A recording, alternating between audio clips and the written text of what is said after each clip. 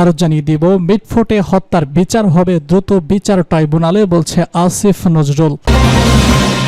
সর্বশেষ জানিয়ে দিব, ব্যবসায়ী হত্যার প্রতিবাদে ইডেনে বিক্ষোভ, ছাত্রদলকে হল ছাড়ার আলটিমেটাম।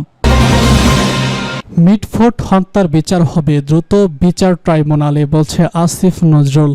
রাজধানীর মিটফোর্ট হাসপাতালের মূল ফটকের সামনে ভাঙারি ব্যবসায়ী মোহাম্মদ চাঁদ মিয়া ওরফে সোহাগকে নৃশংসভাবে হত্যার বিচার দ্রুত বিচার ট্রাইব্যুনালের অধীনে করা হবে বলে জানিয়েছে আইন উপদেষ্টা অধ্যাপক ডক্টর আসিফ নজরুল। শনিবার সকাল 10টার দিকে নিজের ভেরিফাইড ফেসবুক পেজে দেওয়া এক স্ট্যাটাসে তিনি এসব কথা বলেন। ফেসবুক পোস্টে আসিফ নজরুল বলেছেন, মিটফোর্টে নারকীয় হত্যাকাণ্ডের দ্রুত বিচার করার পদ্ধতিকর এই ঘটনার সঙ্গে জড়িত 5 জনকে ইতিমধ্যে গ্রেফতার করা হয়েছে।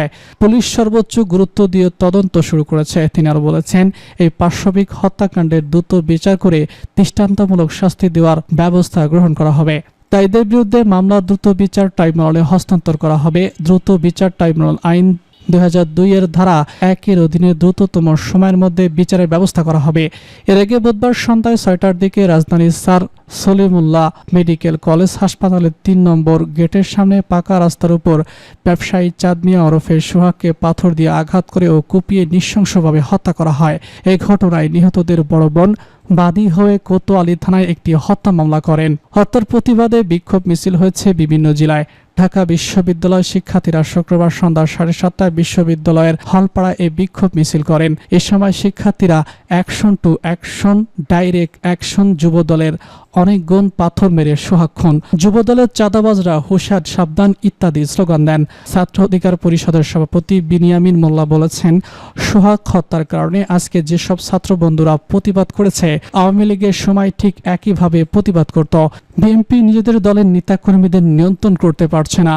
সোহাগ হত্যায় জড়িতদের দ্রুত বিচার আওতায় আনার দাবিতে বিক্ষোভ মিছিল করছে ডাবি ছাত্রদল। গতকাল রাত 10টার দিকে এই বিক্ষোভ মিছিল করেছে সংগঠনটির নেতাকর্মীরা।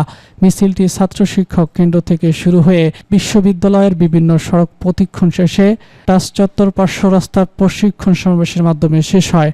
সংক্ষিপ্ত সমাবেশে ডাবি শাখা ছাত্রদল সভাপতি গয়েশ্বরচন্দ্র রায় সোহাগ বলেছেন, আমরা ঢাকা বিশ্ববিদ্যালয়ের ছাত্রদল এই হত্যার প্রতিবাদ জানাচ্ছি। অবিলম্বে সোহাগ হত্যাকাণ্ডের সঙ্গে জড়িতদের বিচার নিশ্চিত করতে হবে। যদি বিচার নিশ্চিত না করা হয়, ছাত্রদল ওই হত্যাকাণ্ডের বিচার নিশ্চিত কঠোর কর্মসূচি দিতে বাধ্য হবে। ব্যবসায়ী হত্যার প্রতিবাদে ইডেন বিক্ষোভ, ছাত্রদলকে হল ছাড়ার আলটিমেটাম।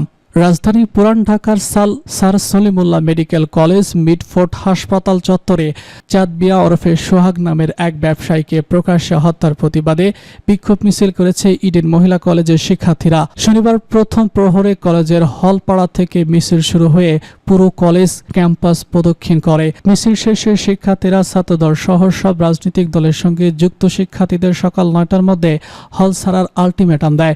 পরে তারা নিজ নিজ হলে ফিরে যান। মিছিলে অংশে নেওয়া শিক্ষার্থীরা আমরা সোনার বাংলায় চাঁদাবাজির ঠাঁই নাই, লীগ গেছে যেই পথে, দল যাবে সেই পথে প্রভৃতি স্লোগান দেন।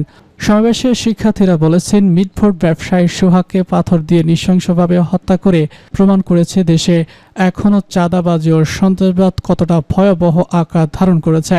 সমাবেশে উপস্থিত এক শিক্ষার্থী বলেছেন, আমরা শান্তি এবং নিরাপদ শহর চাই।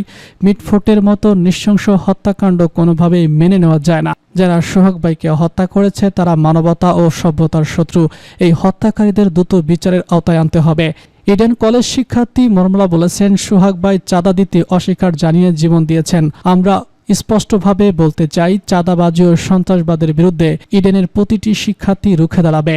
নারী শিক্ষার্থীও এই অন্যায়ের বিরুদ্ধে সোচ্চার থাকবে। তারা সবাই হত্যাকাণ্ডের সুস্থ তদন্ত এবং দৃষ্টান্তমূলক শাস্তির জোর দাবি জানান। একই সঙ্গে শিক্ষার্থীরা সাম্প্রতিক সময়ে সারা দেশে চাঁদাবাজি, রাজনৈতিক সন্ত্রাস ও হত্যা বন্ধে কঠোর ব্যবস্থা নেওয়ার আহ্বান জানান।